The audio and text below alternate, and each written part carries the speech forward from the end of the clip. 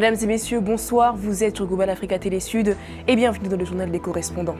Ce soir, cap sur la Guinée-Conakry où, à 13 jours de la présidentielle, le paysage politique le semble contrasté avec d'une part une effervescence générale qui peine à se faire ressentir et d'autre part une forte mobilisation des soutiens du général Doumbouya. Et direction le Tchad où, dans le cadre de la coopération sino-tchadienne, le gouvernement chinois apporte au Tchad un appui de 17 milliards de francs CFA dans le domaine de la santé. Et à quelques semaines de l'élection présidentielle prévue le 28 décembre 2025, la campagne électorale reste étonnamment timide à Conakry. Un reportage signé Mamadou Mouktar Souaré. Nous sommes sur la corniche à Lambagny. Ici, rien ne laisse vraiment penser qu'une campagne présidentielle est en cours. Pas de cortège bruyant, pas de banderoles, encore moins de rassemblements populaires. La circulation suit son rythme habituel. Les commerces fonctionnent et les passants vaquent à leur occupation, davantage préoccupés par la recherche du quotidien que par le discours politique. Ils ont commencé la campagne présidentielle, mais la Guinée, il n'y a rien d'abord maintenant. Rien. Rien, on a sur ligne, rien. Il n'y a pas marché, il n'y a pas activité, rien pour faire en Guinée. On sait que comme ça, les gens vont sortir comme ça, s'il y a du travail, ou bien s'il y a de l'argent, s'il y a du moyen, s'il y a des capacités.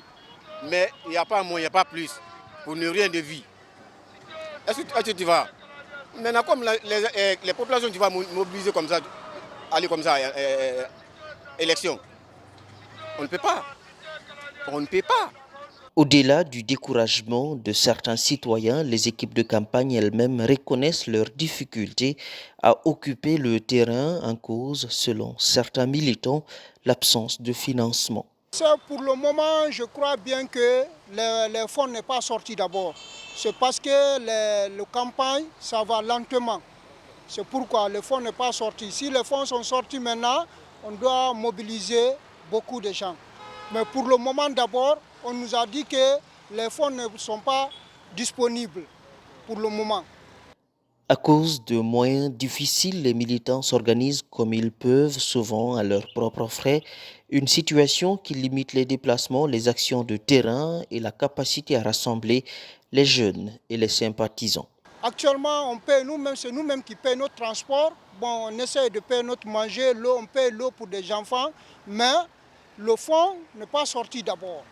C'est pourquoi les gens voient qu'il n'y a pas assez de mobilisation. C'est pourquoi.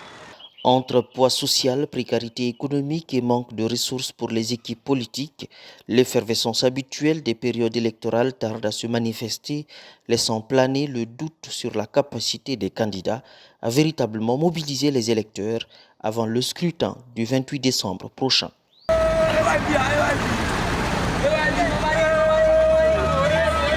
Et si l'effervescence générale peine à se faire ressentir à l'occasion d'un meeting politique, les partisans de Mamadi Doumbouya se sont réunis en masse à Bofa.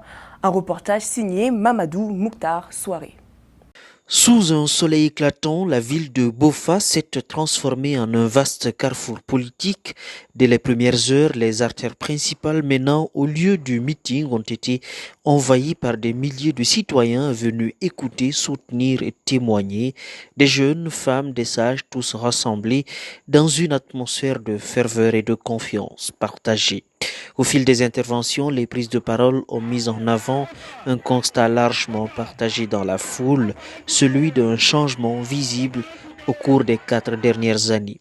Pour certains participants, les réalisations observées sur le terrain constituent un argument décisif pour renouveler leur confiance au candidat Mamadi Doumbouya. Vous avez vu ce qu'il a fait pendant les 4 dernières années. Aujourd'hui, on parle des résultats, les résultats palpables. À travers les actions qu'il a pu mener pendant 4 ans, la Guinée change de visage. Si nous donnons encore la confiance à cet homme, si nous renouvelons notre confiance à cet homme, il sera capable de transformer notre pays de façon très profonde. Parce que l'objectif aujourd'hui de tous les Guinéens, c'est d'avoir le bien-être. Parce qu'aujourd'hui, chacun de nous pratique les routes. Si vous voulez aller à Conakry, vous passez par là, vous prenez la route. Si vous allez à Gérékouré, vous passez par la route. Aujourd'hui, vous savez ce qu'il est en train de faire dans le secteur routier. Vous savez ce qu'il est en train de faire dans le secteur de l'éducation, dans le secteur de la santé. Tout ça, c'est un président qui est engagé. Il a vraiment le souci pour ce pays. Ces propos, largement applaudis, ont trouvé un écho particulier au sein de la foule où les infrastructures routières, l'éducation et la santé restent des priorités majeures pour les populations. Cet autre intervenant a pour sa part insisté sur la constance entre les promesses annoncées et les réalisations observées sur le terrain, notamment en matière de construction d'infrastructures. Parce que c'est quelqu'un, il est optimiste. Le général est optimiste. Il réalise ce qu'il a promis. Il a toujours réalisé. Et il a eu des infrastructures à Bofa depuis tant que long. On n'avait que seulement des réflexions. Mais dès qu'il est venu, il y a eu des nouvelles constructions. Là où nous sommes comme ça, nous sommes très ravis de lui. Vous êtes optimiste par rapport à la réalisation de tout ce qui est promis là? À Bofa, cette journée de meeting aura ainsi été marquée par une forte affluence et des témoignages empreints d'adhésion. Entre discours, ovations et échanges, la rencontre a confirmé l'ancrage du candidat Mamadi Doumbouya dans cette zone de la Basse-Guinée où l'attente d'un mieux-être collectif demeure au cœur des préoccupations citoyennes.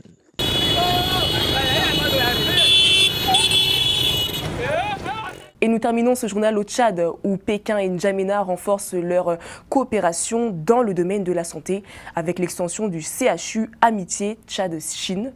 Un reportage signé Théophile Kad Nouba.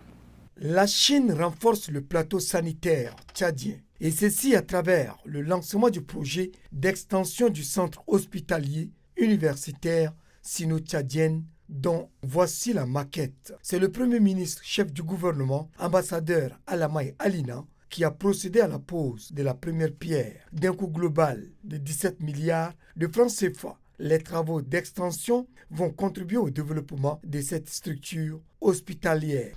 Ces moments marquent bien plus que le début d'un chantier, mais aussi l'excellente relation d'amitié, de coopération et de fraternité entre la République du Tchad et la République populaire de Chine. Le lancement de ces travaux entre dans le cadre des relations de coopération entre le Tchad et la Chine, ce qui réjouit à plus d'un titre le diplomate chinois. Ce projet est inscrit dans le cadre de mise en œuvre des consensus importants entre les chefs d'État de deux pays, président chinois Xi Jinping et président tchadien Mahamat Idriss Déby Itno. En cette nouvelle ère de la refondation du Tchad, le secteur sanitaire figure en bonne place dans le projet de société du chef de l'État. Le chantier numéro 10, d'où l'appui de la Chine, vient concrétiser cette politique. Ce projet d'extension s'aligne sur les priorités nationales, surtout sur l'objectif général du ministère de la Santé qui consiste à assurer l'accès universel au système de santé de façon constante, intégrée, continue, sans interruption, pour assurer l'équité et la qualité de l'offre de soins à nos concitoyens. Ce projet, Monsieur le Premier ministre, a un coût total de 17 milliards de francs CFA.